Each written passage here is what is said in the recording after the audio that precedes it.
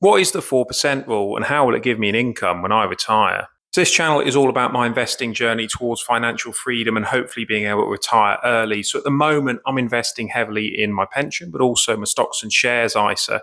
In the future, though, I will want to turn those investments into an income. Now, I talked about dividends in last night's video, but tonight we're talking about the 4% rule. 4% rule is nothing new. It's used in investing terms quite a lot, but what does it actually mean? Well, the theory is over a 12-month period, you should be able to sell off 4% of your stocks and shares to give yourself an income. And over the following 12 months, your original portfolio should regenerate back to its original value. It becomes a self-generating income that could last for decades, which for a retirement is great. The moment you retire, you've got an income going right the way through to the point you shuffle off the planet. But there's a couple of catches that you need to think about. So firstly, the 4% theory was developed a number of years ago and it was based on the US stock market. So if you're not invested in that particular part of the market, like for me, example, I'm in an all-world ETF, I might need to calibrate those percentages to make it a little bit more relevant, but it's a good theory to kind of give you a rough steer.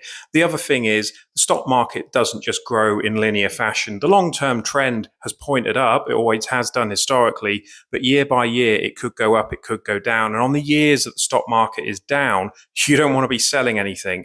So it's always good to make sure you're balancing that risk by having sufficient cash available to you, say in, for example, in a cash ISA, to carry you through any potential market crash.